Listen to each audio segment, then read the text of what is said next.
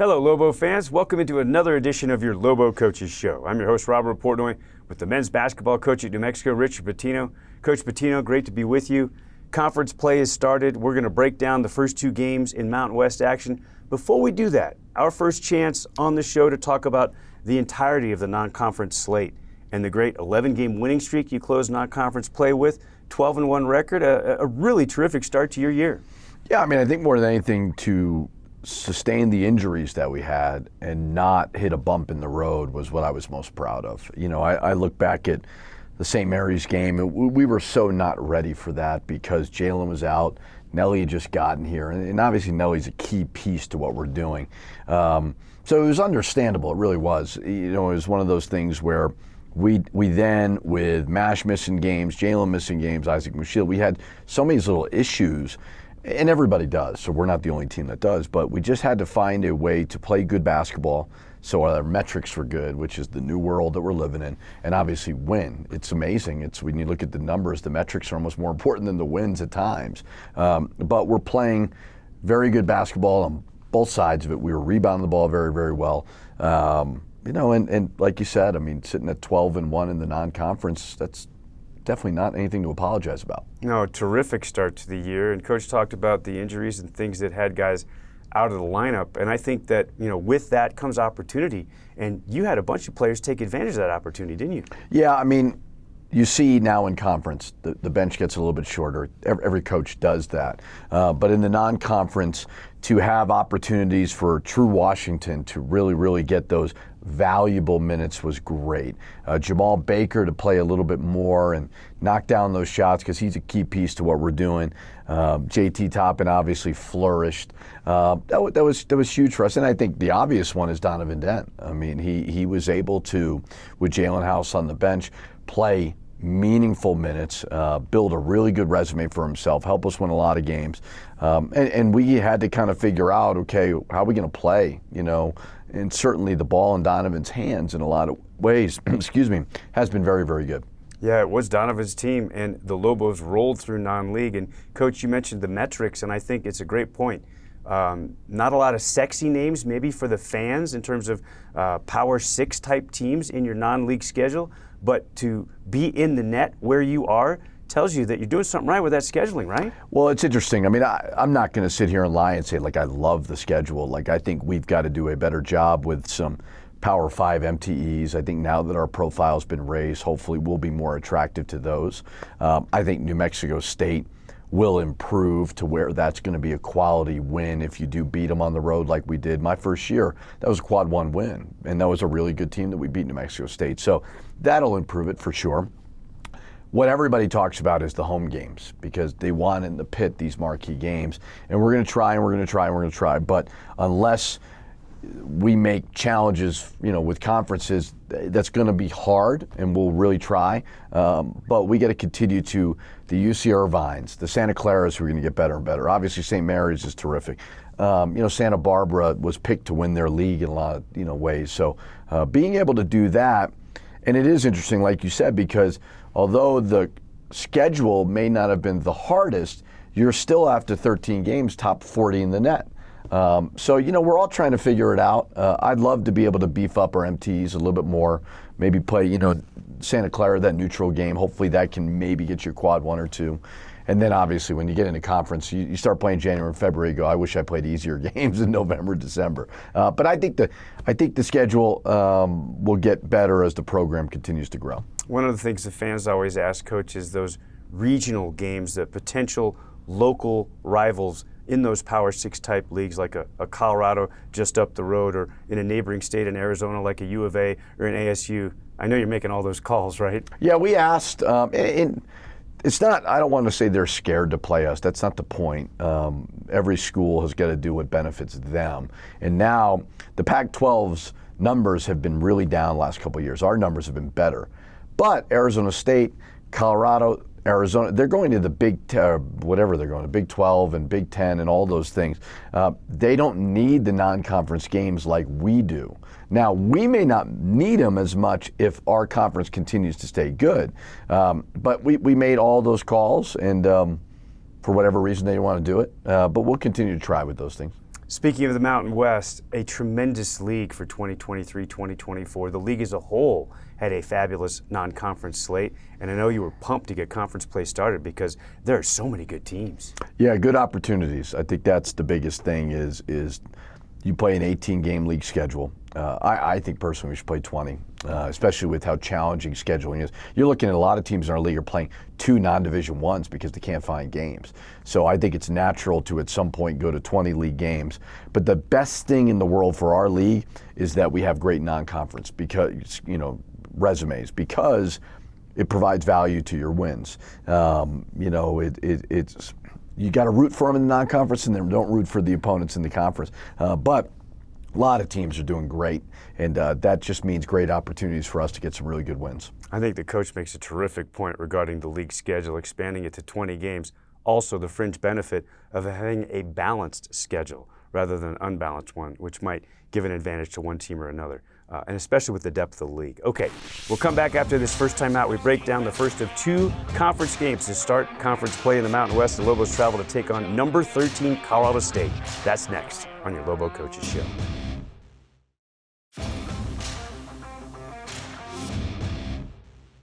Welcome back into your Lobo Coaches Show with the men's basketball coach at New Mexico, Richard Pitino. I'm Robert Portnoy.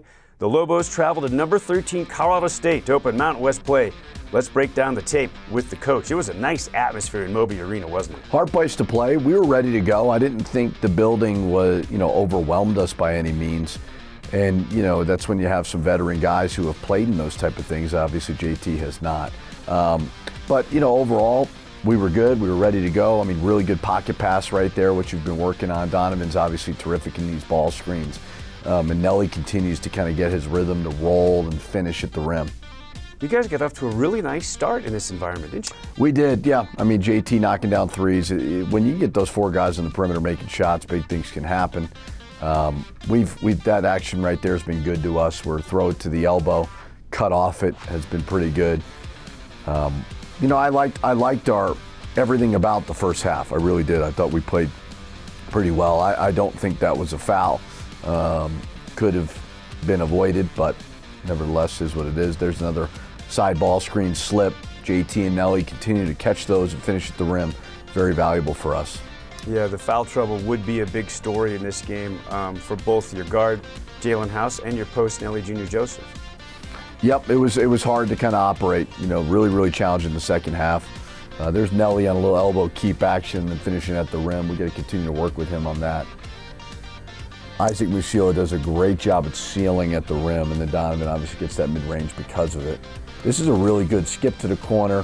One more, we call it for a catch-and-shoot 3. That's really good ball movement.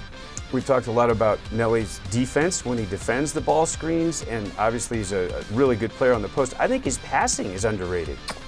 From that elbow, he could throw some really good back cuts, and the guys are cutting very well as well. JT finishing at the rim, you mentioned being a true freshman in this environment. He looked undaunted. Yeah, he was good. 3-point game at half. Mash got to play better transition defense, can't move out of the way there. You got to keep them out of transition, especially in their building, and we did not do a great job of that. Good steal to a finish. I mean, still a 4-point game there, and then all of a sudden, we cut it back to 6. But then I thought the game changed certainly when Jalen got in foul trouble. Another good ball screen dive. Mustafa's getting better at finishing at the rim, which is good.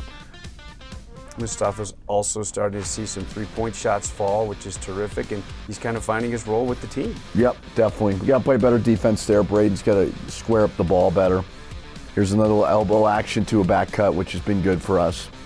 As they got their offense going in the second half, what was the difference defensively for you guys? They foul trouble. I thought foul trouble caused us to get on our heels a little bit. Plus, they're a good offensive team. I always tell people they forget, the other team's on scholarship too. That was a tough 4th foul right there. A little bit unlucky.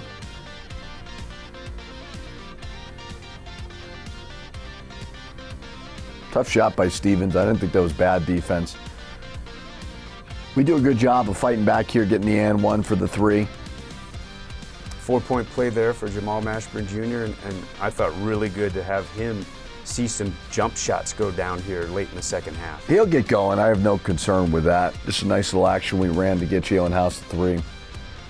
Yeah, House just 18 minutes in this game. Your team is plus 10 when he's on the court in this game. Just shows you how important he is. He is very, he's one of the best guards in the country, so he's obviously very important to our team, and he's got experience, which we need.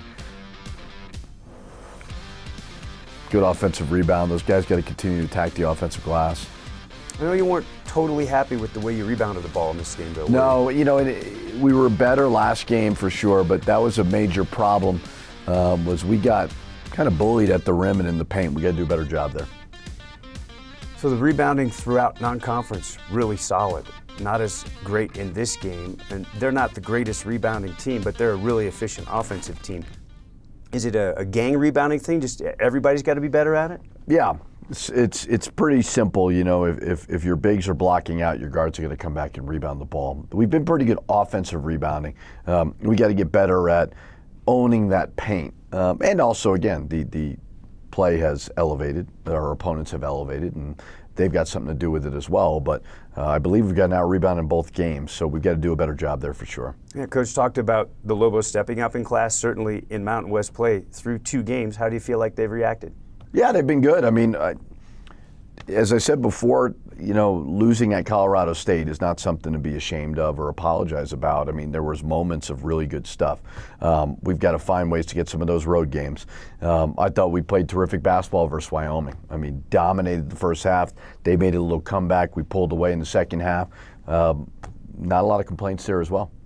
So hold serve at home, nab a couple of road wins. The Lobos maintain a perfect record in the legendary pit with a home conference opening win over Wyoming.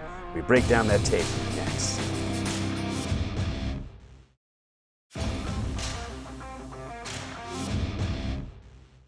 We're back on your Lobo Coaches Show with the men's basketball coach at New Mexico, Richard Pitino. The Lobos hosted Wyoming on the 112th birthday of the state of New Mexico. It was a heck of a night in the pit. Shaq was in the house, Coach. Yeah, it showed great. And that's the key, is that's why our guys come here, play here. That's why the recruits come, and to be able to be on national TV and the energy in the building. Shaq's in the house, Michael Cooper's in the house. The uniforms looked awesome, and obviously we played well. So it was a great night all around.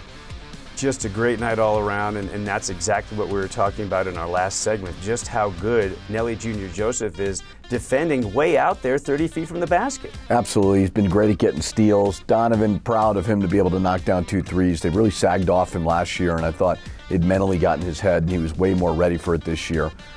Nelly with a great offensive rebound, True great at getting to the rim. It was nice to have him available. He brought great energy off the bench. Yeah, that was sort of an underlying storyline from the Colorado State game, is that True Washington was still not feeling well, throwing up on the bench, and really couldn't contribute in the rotation the way you wanted him to. Yeah, and he was, you saw the energy he provides. The amount of turnovers we created, 18 turnovers in the first half, was amazing defense by our guys.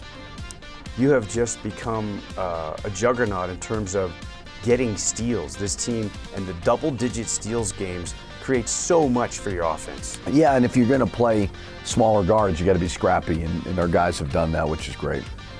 Nobody's seen a points off turnovers differential of 28-0. That's what it was in this game. Have you ever seen anything like that? No, I guess Santa Clara would have been the only game, similar to this, but I think they had 3 assists and 18 turnovers in the first half, which was really, really good defensive basketball. There's True Washington again. He doesn't play like a freshman, Coach. No, he wants the moment, which is cool to see. He's really aggressive and fearless, and he had a great non-conference as well. So it was great to have him available. Wyoming made a little run here in the first part of the second half, and it was mostly with Walters down there on that left block. Yeah, they're good at it. They execute well. They were down big at home versus San Jose, came back, won the game. We knew they'd come back. I wasn't excited with the way that we started the second half, but over the totality of 40 minutes, we won by 17 points, so obviously happy with a lot that we did. Boy, Den has been so good getting to the rim all year, and these are the things that we've seen Jamal Mashburn Jr. do for 3 years, is come off dribble handoffs, come off ball screens, and knock down mid-range jumpers. No doubt, and he's really, really good at it, so he'll continue to get back in rhythm. He's obviously missed a lot of time, but I have no doubt in my mind he'll be able to do that.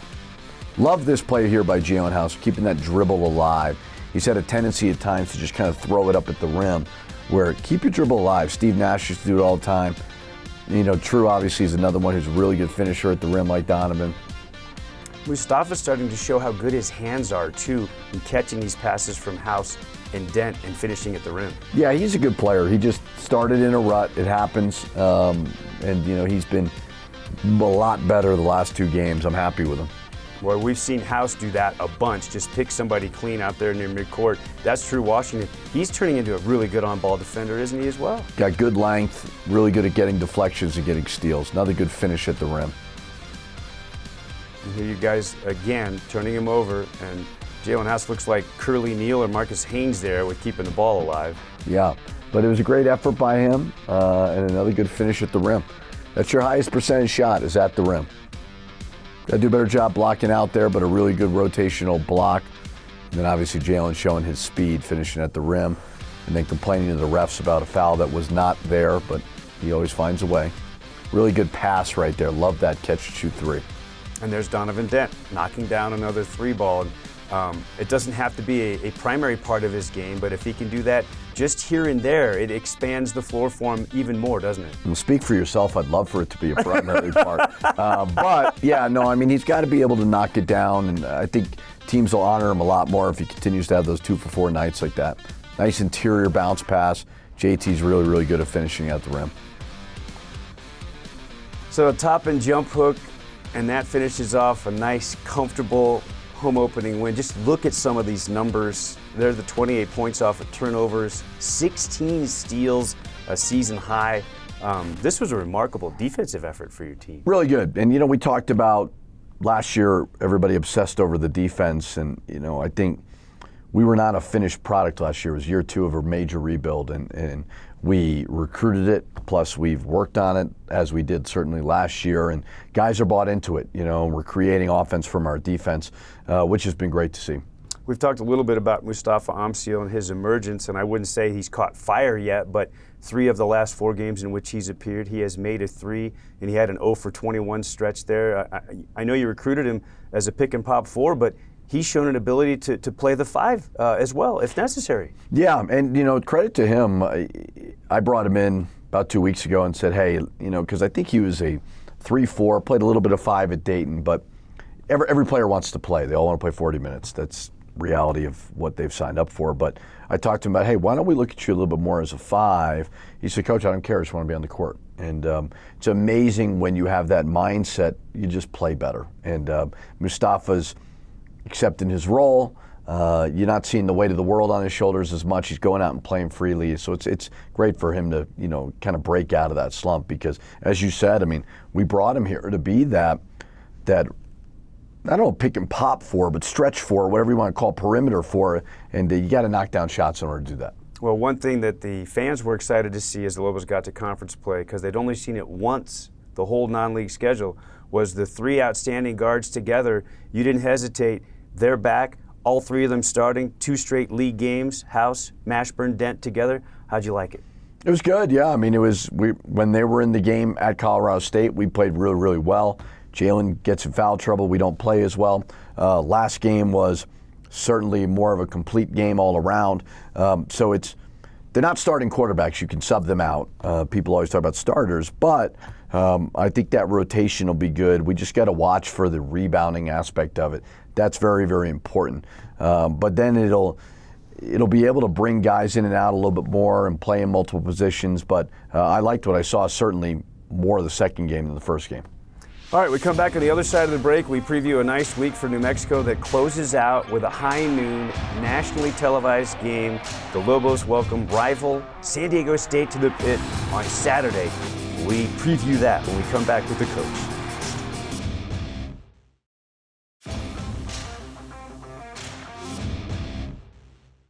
We're back for a final time on this edition of your Lobo Coaches Show with the men's basketball coach at New Mexico, Richard Pitino. I'm Robert Portnoy. So the second week of conference play, Coach, a road date at UNLV, and then a home date on a Saturday high noon with San Diego State, the team that made the national final a year ago. Anticipating a sellout in the historic pit. That's going to be a fun day, Coach. Well, your idea of fun and my idea of fun's a little bit different, but it'll be fun for the fans, certainly. I think about when we first got here, people talked about our fan base was dying, and that will be our second sellout of the year, and obviously a lot more opportunities to go. So it's like we talked about, whether it's versus Wyoming, it's a show. The Pit is an experience. It's a community event. Everybody comes together to support the Lobos. I mean, that's why I decided to come here. It's why all the players came here. So nationally televised game. Bill Raftery, who I've known since I was born, I talked to him the other day. So it'll be cool to be a part of, but more than anything, it's a great opportunity versus a really good team. What does that atmosphere mean to the players, Coach? We saw it on a Saturday night against Wyoming, almost 13,000. The place was electric even before tip. What does it mean? It's everything. It's what our program is built around, is our fans. Our recruits see it. We every game where it's packed house, we send them the videos so they know. Like, players want to compete. Everybody has to make decisions about what's important to them. Certainly playing time is important. Certainly NIL and all these new things we talk about. But they want to go to a community that cares. Our players feel it. They know it. They talk about it in the locker room. The love that our fans give them, the true love. It's not this trendy love. Like, these fans truly care. So it's a great thing to be a part of, and it motivates our guys. Coach, we look forward to it. Cannot wait. Thank you. For Lobo head coach Richard Pitino, for Steve Kirkland and Chase Christensen, I'm Robert Portnoy. We'll see you at the Pit on Saturday at noon. Go Lobos.